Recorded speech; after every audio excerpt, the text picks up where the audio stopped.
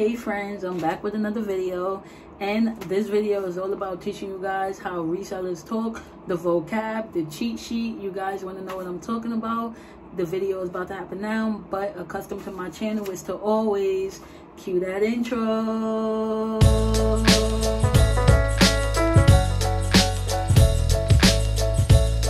Hey friends, welcome back to my channel. My name is Ariel. If you don't know me, I am a full-time reseller and a full-time YouTuber. I resell on an app called Poshmark primarily. I do dip and dab in eBay, and I resell full-time. I love what I do. I love bringing it to you. I am a reseller of quick flips and of second chances. So I resell secondhand clothing. I bring it to you guys to give it the chance to live and to breathe again. So guys, cutting right into chase, this video is all about reseller. What? Yeah, that's how I feel like most of y'all be thinking, like, what is they talking about? NWT, what is they talking about? COG, what is all of this? Like, I feel like reselling is stuck within its own community. Like, if we're talking to someone outside of reselling, they wouldn't understand what we're saying. And this video is just to bring together all the gist of what resellers mean, what we talk about, what our vocabulary mean, and just a little more understanding, just in case if you like a new reseller, because I hope that someone told me this and I didn't have to like Google every NWT. New with tags. Oh, it's new with tags. Like, I literally had to like Google stuff and all that stuff. So it's good to do your research and stuff, but I feel like if I can help you guys kind of skip this chapter, then that'd be good, because there's so much more that it is to learn about reselling. So this is the small part. So let's dive right into the first vocab and cheat sheet. Let me show you guys what I got. You guys see me looking down. I did come with notes because you guys know how my brain works, and ain't nothing sticking in here too long. So let's dive in. This is the reseller's vocabulary cheat sheet, because if you learn these terminologies, you'll be really good, or step up on reselling. You'll be good at selling your products. You'll be good at just honestly short-terming or like abbreviating each word, where you don't have to write out the whole thing, and a lot of people will know what you mean. So it's super cool.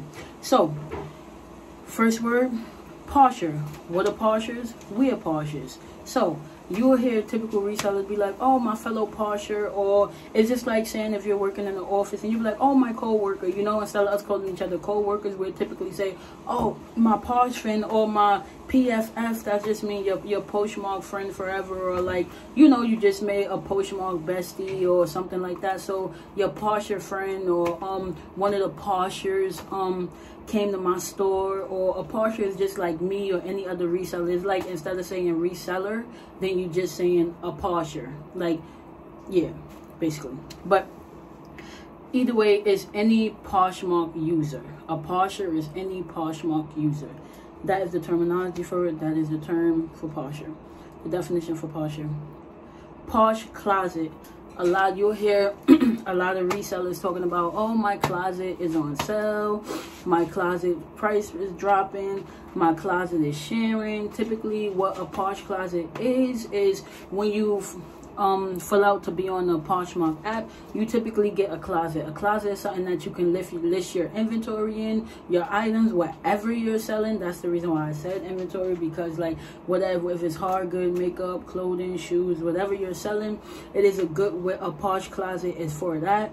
Another extension of a Posh Closet is the meaning of your store. So your Posh Closet just means your store. That's your business, something that you're selling into. So you're listing your clothes on your closet. Your closet terminology is just something where your clothes be at, or your items be at. So it then becomes like your business, like your store. This is my store. This is where I'm listing my items. This is where my stuff belongs and stuff like that. So that's really what a Posh Closet is. It really is just your store. Like, that's all it is. It's just, instead of you saying, oh, I have a store, no, Poshmark just put it as your closet, which I think is actually very creative. Don't know why, but hey. The other one is cover shot. So you'll hear a lot of them, oh, make sure your cover shot is like really good, make sure it's decent. A lot of people like white backgrounds, a lot of photos got to be clear. the main photo is your cover shot. That's what we describe as a cover shot photo, because you want people to see your main photo. So if I have an Adriana Puffbell dress, my cover photo, I don't want it to just be hanging up in the back of me. What is a black dress hanging up on the black curtain or whatever the case is?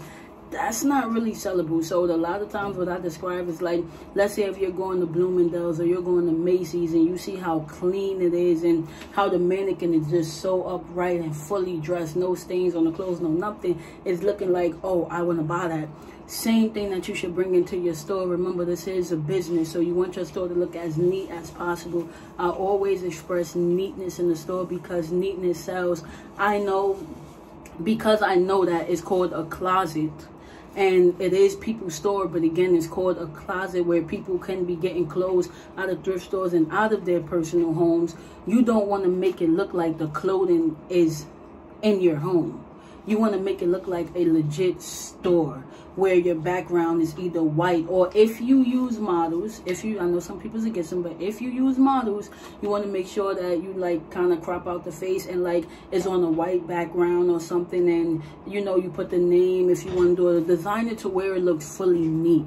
You know, pick a store that you like, whether it's Macy's, whether it's Bloomingdale's, whether it's Kmart, whether it's you know, Janie Yo, whatever store it is. Just make sure that you look at it, or go online and see how they do their sales. Like if you're not, oh well, you know what, Macy's is really not gonna look like that, because I go inside Macy's all the time, they don't have white background stuff. Okay, go on Macy's website. Literally any online store that you see is gonna really have a white background, because it is so professional to use white. It gravitates towards buyers, and it is super helpful when you want to create a sale. So main photos is definitely important. What is your main photo? Your cover photo. Cover photos is your #1 photo that the person is gonna see, that draws the person to your store. We're not talking about the background photos, the other 12 that lies beneath. We're talking about the main photo. Keep that in mind, guys. Very important. Okay, now we're going to get to Posh Parties. What are Posh Parties? Posh Parties happens at 12 p.m., happens at 3 p.m., happens at 7 p.m., and happens at 10 p.m. It is 4 Posh Parties that happen. Typically, 3 of the Posh Parties that happen is Pacific parties for Pacific categories, Pacific reasons. What do you mean, Ariel? Thank you for asking. I'm going to tell you. At 12 p.m., if the party says baby clothes, that's exactly what's going into that party. It doesn't mean that just because you have something that's teenager clothes that is going to fit in there, woman clothes is not going to fit in there. Baby clothes at 12 p.m. means it's a Posh Party for baby clothes. Posh Parties, I think, typically last 1 hour, I think. 1 hour, if I'm not mistaken. I think it lasts 1 hour, 1 hour and 30 minutes, somewhere around that caliber. But yes, so 12 p.m. will be the baby clothes, and this is not no real form of how it is or what they do. I'm just giving you a specific detailed answer on how they run their parties and why it's so Pacific versus the 4th one. So the second one would be women jeans, women's denims. So you would share all the women denims in your closet. The third party would be, which would be at 7 p.m. The third party could be like jackets and coats. So that is only that Pacific category. So you're going to share all your jackets and coats for that category. Now the 4th category, which is the last party of the day, is the 10 p.m. category. And that Pacific category or party or time, this is a how do you say it? It is a party where you can share anything. So typically Poshmark will just say best styles party, or like something like that, or they'll say like 4 trends, or they'll say something broad where you can put all of your, or fashion party or something, and you can just share your party. It doesn't have a specific jeans or shirts that you have to put in there. It's just anything that you want to share at that given time, then you can. So 3 parties, right? That's Pacific. The 4th party It's actually, you can share all your clothing and whatever it is that you want to share, shoes, clothing, whatever. That is totally up to you. Now, I'm not going to say that you can share makeup or hard goods in the 10 o'clock party, because personally, I don't have that in my closet, so I don't want to lead you guys the wrong way. But I do know for clothing, shoes, jackets, dresses, baby clothes, anything of that nature, you can definitely share in the 10 o'clock party, just to clear that up, because I don't want to like mislead you guys for sure. So the next terminology will be host pick. So a host pick is normally when 7 Poshers get together and they doing a party. A party. So first we discussed the sharing party. Now this is how these parties are formed. So it's a group of Poshers that get together, and let's say they're over formal, they over dress wear. So they look in your closet and they look for different Poshers who they could add as their favorite host pick. So what they do is that let's say if they look in my closet, like, oh Ariel, you know, I really like your dresses that you have in your closet, your formal wear. I would love to put you as one of my favorite picks in the party. Then what that does for you is that could enhance your creasing on sales. It can enhance your creasing on sales, and you could make sales. Sometimes you don't. It could get you more visibility in your closet. It can get you more traffic. It can get people to buy other stuff from you, because just because they're sharing you to a dress party, someone might like the dress that I have in my closet, but they might buy the Veronica Bear jeans. So it's totally like up to you. So that's a little bit about the host pick. Is not really too much to dip and dab off of there. Another major thing that resellers use a lot is closet clear out. And closet clear out is typically when you reduce the listing price by 10%, and then if you do that, then it leaves Poshmark to pay for your shipping, which is actually super cute. So I know for me, for sure, I do it pretty much regularly. It always works for me. But if I'm doing closet clear out, I'm going a little over 10, because if to me, I feel like people already sending out. By the time you send an offer out, you already send out 10% of that offer. If it didn't sell, try to do at least 30% or something and shipping discount, and your item 9% of the times would sell. So that's like my little strategy. Like, even though they say, oh, send 10% and then we'll pay a shipping, try to, because they like paying shippings or however it is, like it's not getting deducted out of your pay. You want to kind of take advantage of that and actually like drop your item a little bit. If you have something for $100, drop it to $80. It's not a big deal, because they're covering shippings for you, or however that situation go, and you're still getting the most of your money in your pocket, you know. And it's just super good. Like, I like closet clear out because I use it. It's always worked for me. And that's just my little strategy on it. Or what they'll do is reduce the shipping that you have to pay. It's something about shipping. They either like handle the shipping for you, or they'll reduce the shipping to where it's not that amount, to where either the buyer doesn't have to pay that amount, or they'll kind of cover it. So it's like a little back and forth with that. If one of you guys know, like, let me know. But I know it's one of those, but like, again, don't want to give you guys the wrong information, but I definitely know that it's like that for sure. Another thing that I want to talk to you guys about is offer to likers. One of my favorite things to do is send offers to likers. I have it already set up. Soon as anyone likes something in my store, like a minute or two, sending an offer, because you don't want someone to just like it and shy away from your store. Typically, when people like it, it means that the price is a little on the higher up side for them, and they wish that you would come down a little bit. But some people, instead of them sending you an offer, they'll rather just shy away from the closet, hoping that you kind of come and be like, hey, I can work out a deal with you. Hey, I know that this is listed at $50. Could you do $35? And then they'll be like, oh wow, yeah, you know, thank you. Or they'll just accept your offer. You have two type of buyers on Poshmark. Buyer number one, right, is the complete lowball buyer. You have something for $50, they're gonna offer you $12.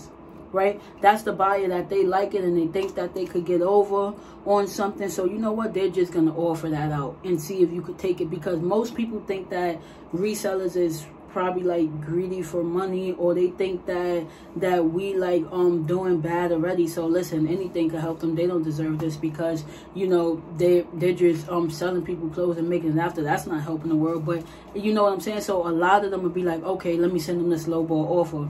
Now the next person that you have is the person that, you know what, I respect what they're doing. I don't want to be rude and send, if it's $50 and send like a $20 offer. So you know what, let me just like it and see if they'll reply back. Let me like it and see how are they going to react, and then if they send me something, then we probably could discuss something. So you have two type of people overall. Both is looking for discounts, but one's trying to get over, one's not. Now you can send me an offer. If it's $50, you send me $30, that's still reasonable to me. If you send me $50, $40, $35, that's reasonable.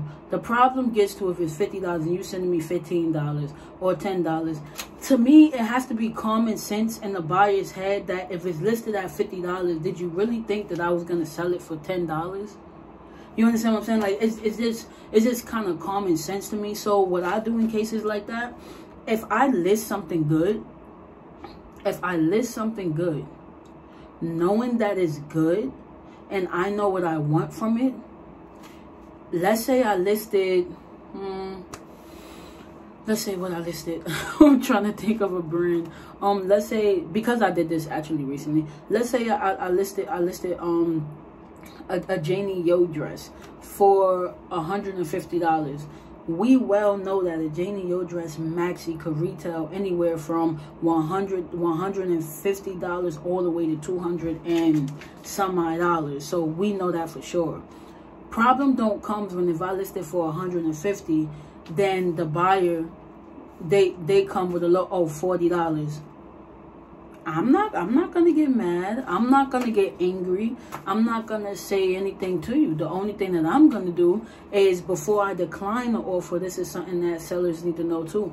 Before I decline the order, I am gonna personal message you and say, hey, you know, I see that you sent me an offer. However, I do appreciate that you visit my closet and showed that you were interested in this item. But at this moment, I personally would like to not really take that offer, because I'm looking for a range. And then you give them a range so that they can know.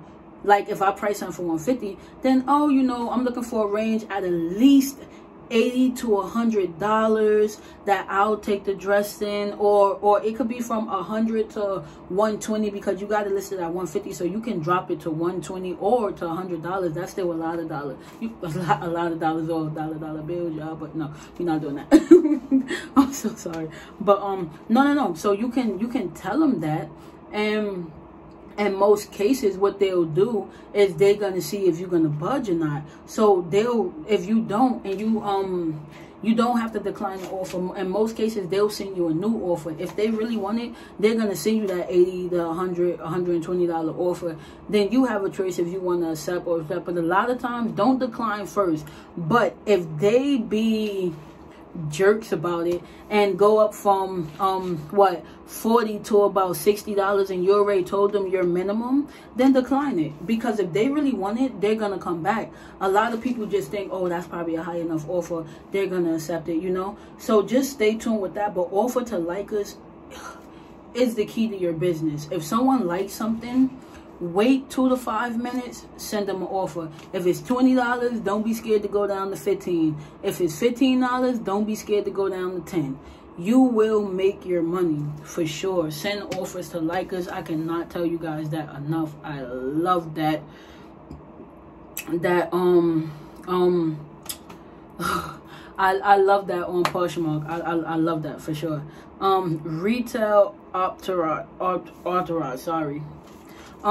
It's buying clothing from clothing stores. So a lot of times you see that A lot of people is going to Marshalls, they're going to buy sell trade stores, they're going to consignment stores, they're going to all these stores, and they're not really in thrift stores. So that's part of like the retail side. Like you can shop inside stores, yeah, you're going to spend a little more, but the best thing about that is that at least you know that your items coming out new.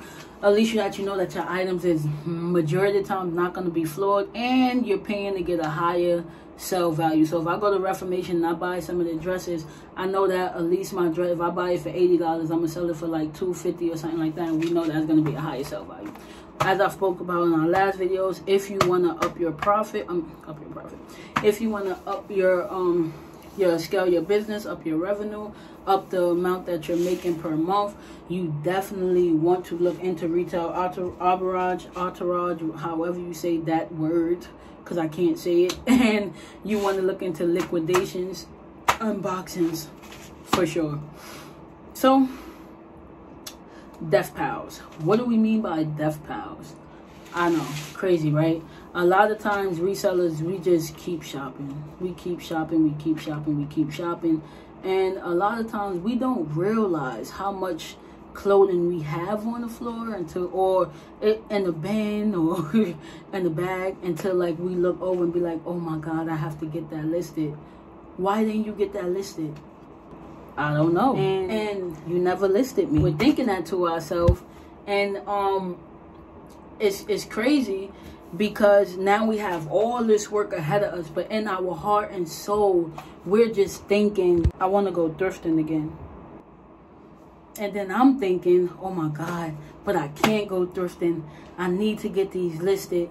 And then somehow we wound up in the thrift store. So Death Pals is really all about the pal that we have. We didn't list it yet. We didn't photograph it yet. We know we have to do it. But that thrifting side of us is like tugging us, and then we're over here. But I want to list in this. So then what we do, we go inside the thrift store and be like, you know, I'm only going to spend $20 because I have a Death Pal at home. And to us, that's making us feel so good inside, because like if we can limit ourselves and don't spend that $100 and only spend that $20, is really better in our soul. But in reality, we're making more of a mess for ourselves, seriously. So Death Pals is just a huge amount of clothes or whatever you're selling is just left around, and it hasn't been lifted. If it's not listing, it's not selling, guys. Next terminology is NWT. NWT means newer tags. That's pretty, you know, explainable. NWOT mean new without tags. It can be new but without tags.